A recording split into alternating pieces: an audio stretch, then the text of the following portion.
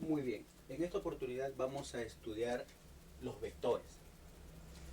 Los vectores son elementos matemáticos que el hombre ha creado para dar explicación y estudiar ciertos fenómenos físicos que se producen en la naturaleza.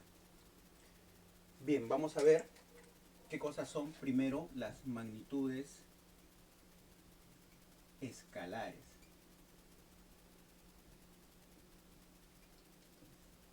Si yo les digo, por ejemplo, que nos encontramos en esta habitación a 25 grados centígrados, bastará solamente con esa información para efectivamente saber que esa es la temperatura a la que nos encontramos. O sea, bastará con un número y una unidad de medida, que en este caso es de temperatura. Puede darse el caso también que yo les diga que desde el momento en que empezamos a grabar este video han transcurrido 2 minutos. Entonces bastará con solamente esa información para saber que han transcurrido 2 minutos desde que estamos grabando, ¿verdad? Entonces necesitamos solamente este número más su unidad de medida, que en este caso es de tiempo. Entonces las magnitudes escalares solamente necesitan un número y una unidad de medida para quedar bien definidas. Veamos cuál es la diferencia con una magnitud vectorial. Entonces veamos ahora que son magnitudes vectoriales. Si yo les digo que hay un móvil, un auto, por ejemplo, que se está desplazando a una velocidad de 30 kilómetros por hora,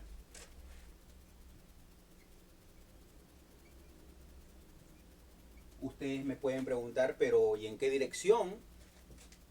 ¿En qué dirección? ¿Y en qué sentido, verdad? ¿Y en qué sentido se desplaza?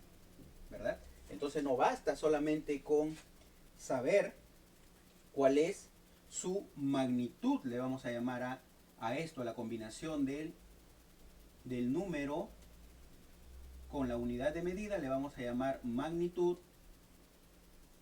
le vamos a llamar módulo, valor, tamaño, ¿ok? Entonces no basta con saber la magnitud, también debemos saber cuál es su dirección y cuál es su sentido, ¿verdad? En las magnitudes escalares solamente nos bastaba con saber cuál era su magnitud o módulo y quedaban bien definidas, ¿verdad? Las magnitudes escalares. En cambio en una magnitud vectorial no. Necesitamos también saber la dirección y el sentido.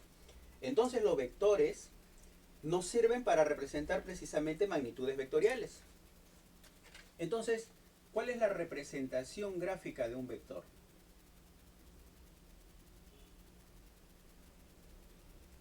Representación gráfica de un vector. Un vector lo vamos a representar con un segmento de recta dirigido. Así, como un segmento de recta dirigido. Flecha también se le llama. ¿Y cómo lo vamos a denotar? Denotación. Pues lo vamos a denotar con una letra mayúscula o minúscula. Por ejemplo, yo le voy a poner acá una letra mayúscula B y con una rayita de flecha, con una flechita en la cabeza de esa letra. Puede ser también con una letra minúscula y con su flechita arriba en la cabeza. O también le puedo poner que así, ¿verdad? Este punto le voy a llamar el punto P y aquí le voy a llamar el punto Q. Entonces también lo puedo representar así como el vector PQ. Entonces se lee el vector PQ, que es igual al vector B con la letra mayúscula y que es igual al vector B pero con la letra minúscula. Son denotaciones de un vector. Esta es su denotación. Muy bien. Vamos a ver ahora cuáles son los elementos de un vector. Elementos. Elementos de un vector. Bueno, habíamos dicho de que un vector tiene dirección. Entonces vamos a dibujar un vector, por ejemplo, el vector B. Y la dirección estará dada por el ángulo que hace este vector con el eje positivo de las abscisas en un sistema de coordenadas que puede ser en este caso coordenadas cartesianas. También podría darse el caso de que sean en un sistema de coordenadas espaciales, ¿verdad? En 3 dimensiones. Entonces a este ángulo, alfa, el ángulo que forma el vector con el eje positivo de las abscisas, este ángulo le vamos a llamar la dirección del vector. Dirección del vector. Entonces uno de los elementos sería, el primer elemento sería la dirección. ¿Qué pasa si tengo un vector, por ejemplo, así? Este es mi sistema de coordenadas cartesianas. X, Y. Y el vector ahora está, digamos, así. En este sentido. Así. Entonces el ángulo que formaría con el eje positivo de las abscisas sería este, ¿verdad? Ojo que el ángulo gira en forma antihoraria, ¿ok? El ángulo va a girar en forma antihoraria. Entonces este ángulo, digamos, gamma es la dirección del vector, digamos, del vector A. Dirección del vector A. Muy bien, entonces ya sabemos que uno de los elementos de un vector es la dirección. El segundo elemento de un vector, es el sentido. El sentido. El sentido de un vector. El sentido está dado por la cabeza de flecha del vector. Por la cabeza de flecha del vector. Por ejemplo, tenemos este vector A. Fíjense, su sentido está dado por la cabeza de flecha. Y tenemos este otro vector B, cuyo sentido es contrario, ¿verdad? Ok, entonces el sentido está dado por la cabeza de flecha del vector. 3. Magnitud. Módulo. Valor.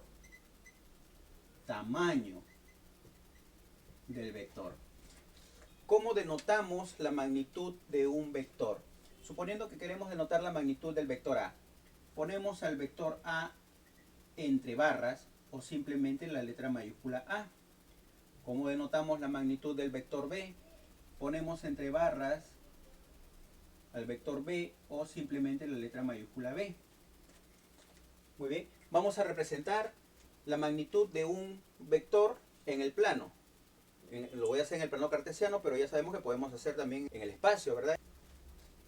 Vamos a suponer que tenemos el vector fuerza, cuyo módulo es igual a 10 kilogramos fuerza. Ojo, esto es módulo, esto es vector. Hemos dicho que el módulo lo ponemos al vector entre barras o simplemente la letra mayúscula, ¿verdad? Que representa el vector. En este caso, el vector fuerza, su módulo es solamente una F.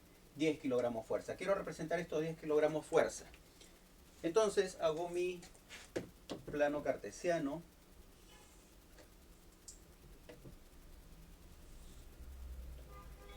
XY, porque lo voy a representar en un plano cartesiano con solamente 2 dimensiones, ¿verdad?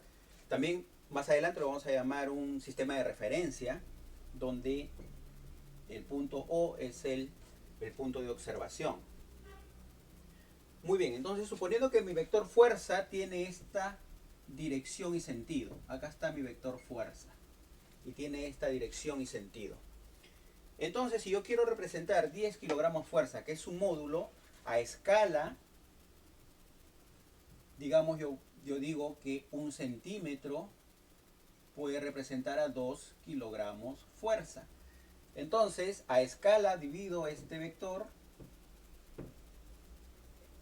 en 5 partes, ¿no? Y cada parte de 1 centímetro cada una, pues representaría a 2 kilogramos fuerza. Entonces, como tengo 5 partes, estaría representando el módulo del vector, que es 10 kilogramos fuerza. Muy bien. Otra cosa que hay que decir es que todo vector está contenido en una recta. Es decir, tengo un vector, este vector, que le voy a llamar el vector B, por ejemplo. Este vector está contenido en una recta, que le voy a llamar L sub B, por ejemplo. ¿Verdad? Todo vector entonces está contenido en una recta. A este le podemos llamar el punto inicial del vector. El punto inicial. Muy bien, entonces ahora vamos a ver cuáles son los tipos de vectores más importantes.